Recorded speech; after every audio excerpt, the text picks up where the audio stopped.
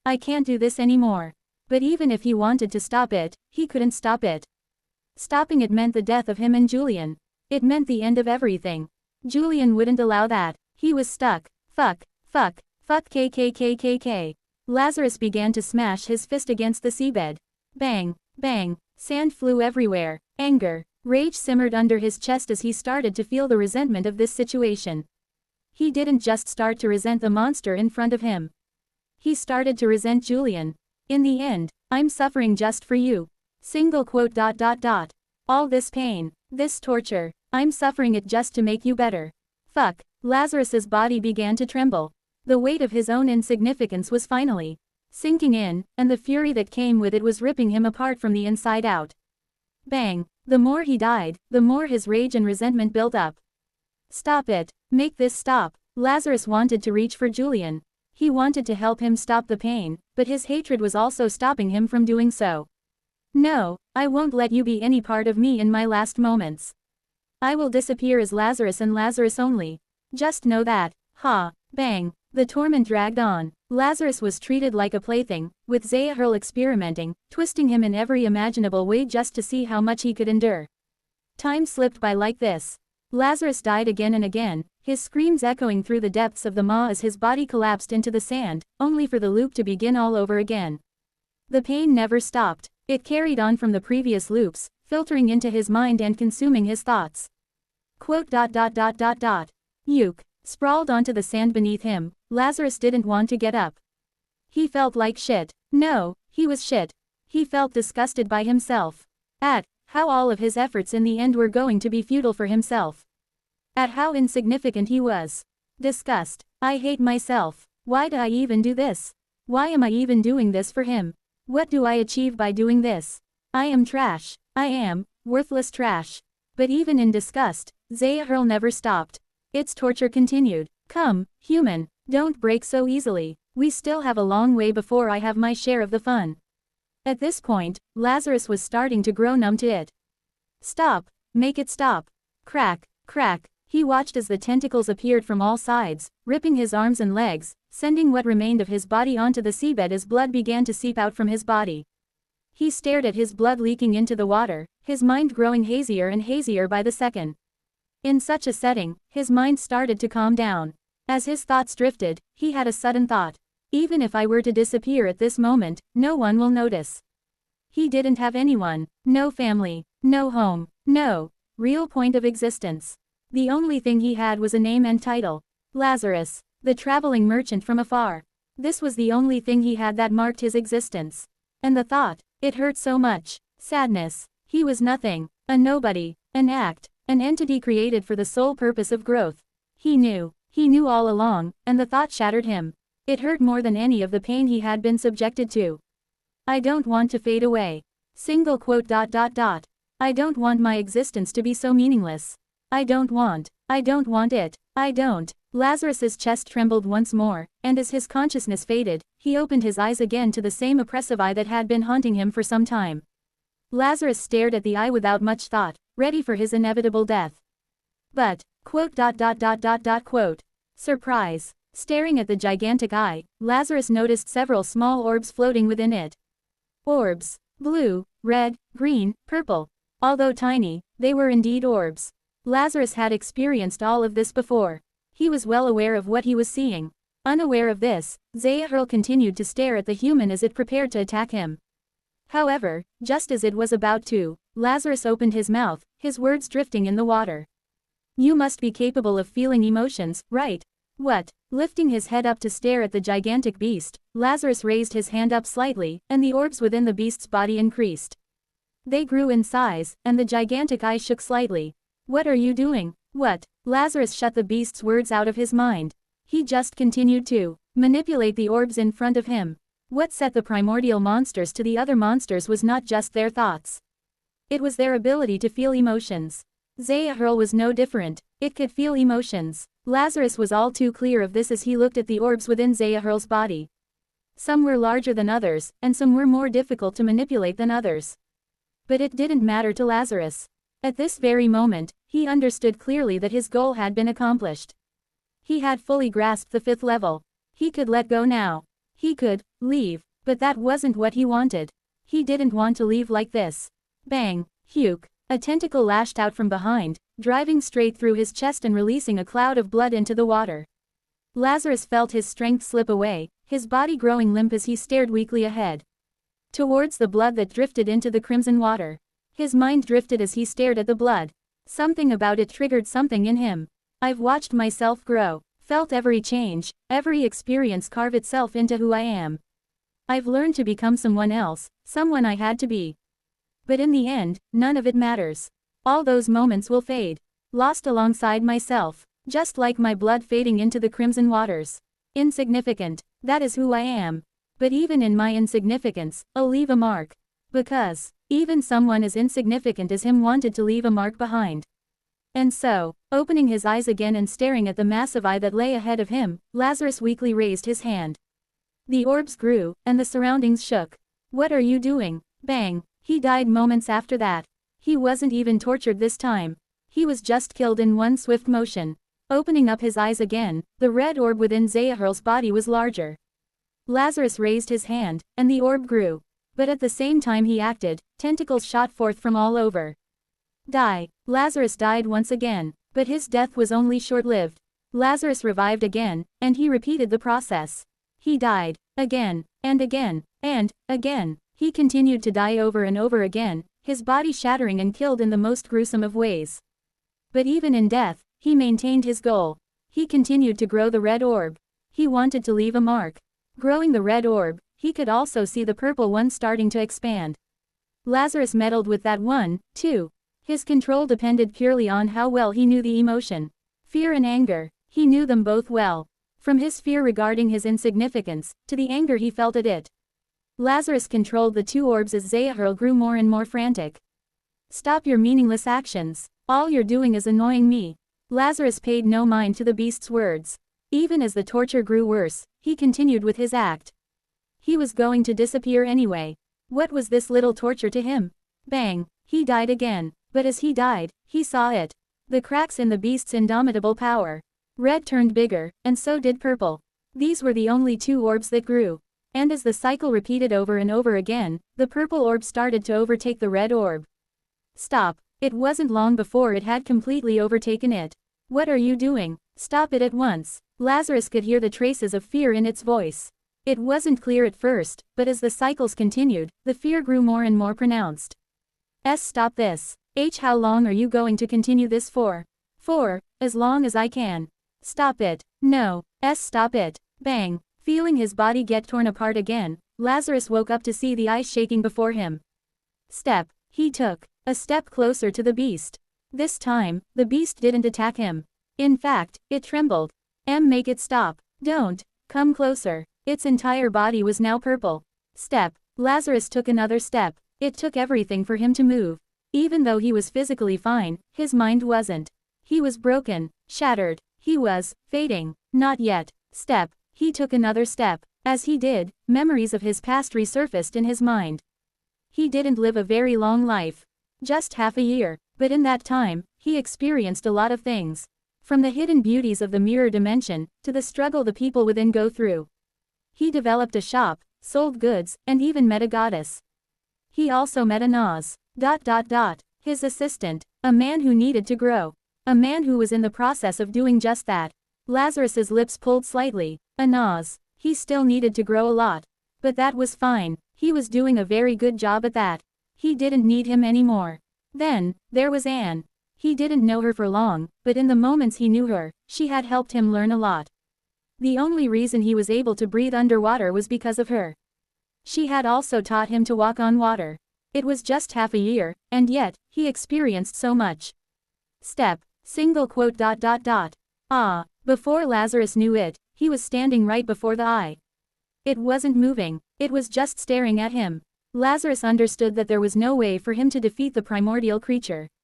He was too insignificant for that. But seeing it tremble as he stood before it, Lazarus understood that he was close to achieving his goal.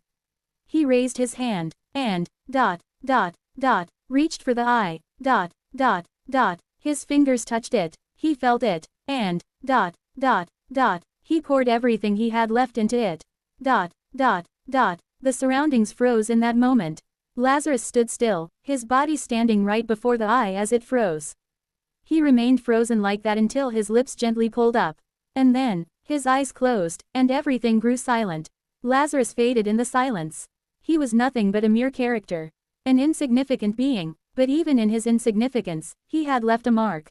Such was Lazarus, the traveling merchant from afar. Joy, chapter 680, insignificant too.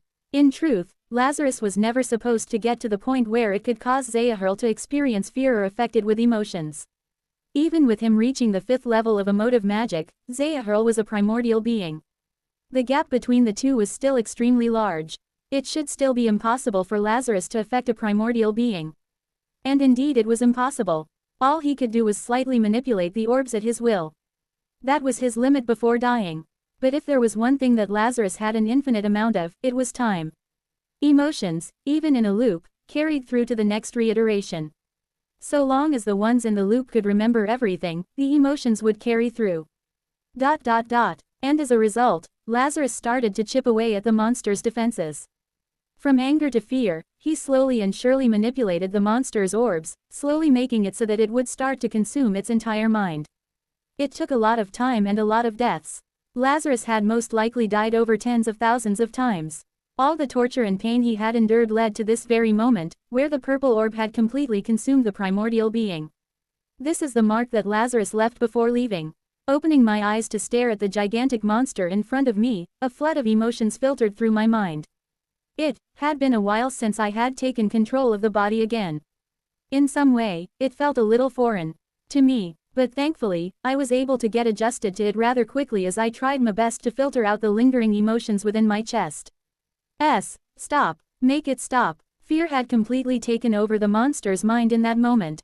Staring at it, I kept my hand firmly placed onto the eye, pouring all the pent-up and lingering emotions that Lazarus had left behind. I knew that I couldn't kill the monster. I was still incapable of that. But at the same time, I wasn't going to let Lazarus's mark go in vain. Stop. Despite Zahirl's cries, I continued to pour everything that I had into the eye. The surroundings shook as a result of the situation, and my right eye was so hot that it almost felt as though half of my face was melting. But I still persevered. Stop. Rumble. The surroundings shook further, the red orb threatening to overtake the purple one as Zahirl started to grow angry. But I didn't let that happen. The moment the red orb started to take over, I immediately pressed it down and shrank it to the point where it no longer appeared. The rumbling stopped in that moment, and all that was left was the trembling eye before me. Stop. A weak whisper filtered through my mind. It was a pathetic sound. Staring at it and seeing how it was completely taken over by fear, I understood that it was finally over as I pulled my hand away and took a step back. Okay, I'll stop. The world grew silent in that moment, the eye pausing for a moment as it looked at me, unable to understand the situation. I could see other emotions starting to grow from within it, but I quickly pushed them down. The only emotion that I wanted to see was fear. Don't mistake my courtesy for anything else. I am merely providing you with a chance. If you wish for all of this to end, then you must follow my demands. Demands? Yes. I didn't hesitate to nod as I stretched my neck. You've caused quite a bit of inconvenience for me these past few months. I'd like to get some proper compensation for all of that, don't you think? The eye stood still, its thoughts unknown to me. But even though its thoughts were unknown to me, its emotions weren't. Whether it tried to pull something on me or not, I'd be able to tell. Nothing could escape my eyes at this very moment. What do you want? Thankfully, the fear had simply consumed all of its thoughts, making it subservient to me as I quietly nodded to myself before listing out my demands. If you wish for this loop to end, then. I raised my head to look up, in the direction of where the real body of the beast appeared. Release the woman that you've absorbed. But there's simply no way for you to absorb her in one go. My best bet is that she's still lying dormant within your body. The beast didn't answer, but its silence was all I needed to hear in order to confirm my thoughts. I was more curious about how it had managed to defeat Delilah. I hadn't seen the fight, so I wasn't sure, but I refused to believe she'd lose like this. There had to be something else. Something more. That can be done. In the end, the beast accepted the term. I could tell that it was reluctant to do so, but its fear was simply making it irrational at the moment. I took advantage of that irrationality to list out another demand. Quote. Your bone. I'd like your bone. Rumble, rumble. The surroundings shook at my next request, the red orb growing so fast that for a moment, I nearly lost sight of the situation. However, before things could fully go out of control, I pressed my foot forward and touched the eye, immediately shutting down whatever was happening as the red orb stopped growing before shrinking. Back. I didn't stop there. Putting more force into my hand, I stared right at the eye as I cocked my head and hoarsely spoke. Quote. It looks like you have yet to fully agree with me. In that case, we should continue our little play for a little bit longer. Like I said, I can do this forever. No, wait. I didn't wait for the beast to finish, as I poured even more fear into it. While the purple orb couldn't grow any longer, I could still manipulate the other orbs to take over the space before making the purple orb swallow them.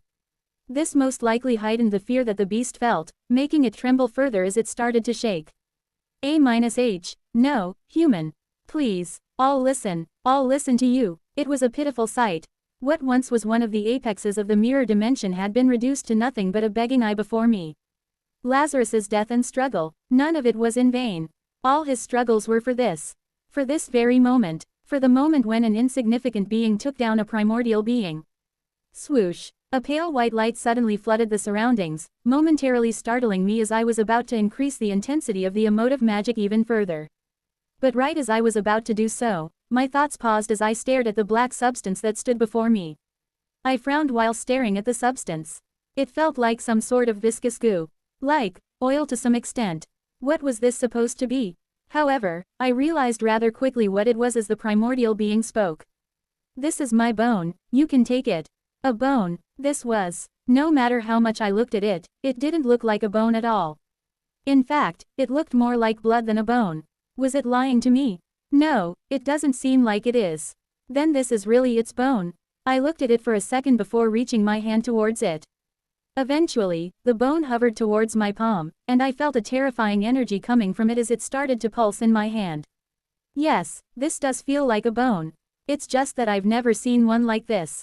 I nodded slowly before putting the bone away. All right, I turned my attention towards the beast once more. I'll take the bone, then will you? Quote. Don't worry, I will end the loop. There are just a few things that I need to make sure happen once this loop breaks. The first thing that I wanted was for the monster's skill to finally be removed. I didn't want my existence to be completely erased from the world. While to some extent, it was convenient, I also understood that it was extremely dangerous. Zahir's skill didn't just erase my presence from the world, but it also erased my identity. I knew that it wouldn't be long before I completely faded from the world if things continued like this. Furthermore, I was also certain that while it could erase my presence from the world, it couldn't erase it from Cithrus's mind. I was sure he'd be able to tell the moment he stared at me, or sensed me. It was dangerous, and I needed it gone. Remove whatever thing you've done to me. It can be done. I nodded. I wasn't done with my requests. There was one more thing that I wanted. Most probably, the most important thing. I can't guarantee my own safety after all of this is over. I need to make sure that it won't attack me anymore. However, how exactly can I do that? Killing Zahir was simply out of the question. Even though it was currently completely consumed by fear, it could still kill me with the flick of its tentacles. The only reason it didn't do it now was because of the loop. But once it was gone, who was there to say it wouldn't kill me on the spot? I needed to make sure that I could guarantee my own safety after all of this was over. I need you to guarantee my safety once all of this is over. I simply don't trust you. Who is to say that you won't try something once I end the loop? Provide me with some sort of means to guarantee my safety, and I will let go of you. Is that really your last request? Yes. There were times when the purple orb within the beast's body showed signs of receding, but I quickly brought it back up to ensure it kept the same level of fear for me. In the end, as the creature fell silent, it spoke once more. It can be done. I have a way to make sure you can entrust me with your safety. What is it? It's halfway through its words, Zahir paused. Its entire figure froze in place as though it were frozen in time.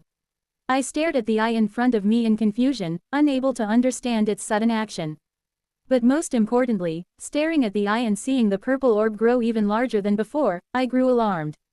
What is happening? Why is getting scared? What is making it so scared? Wah! Before I even had the chance to figure out the answer, the eye faded from the spot, disappearing as though it had never been there to begin with. And then, rumble, the world shook.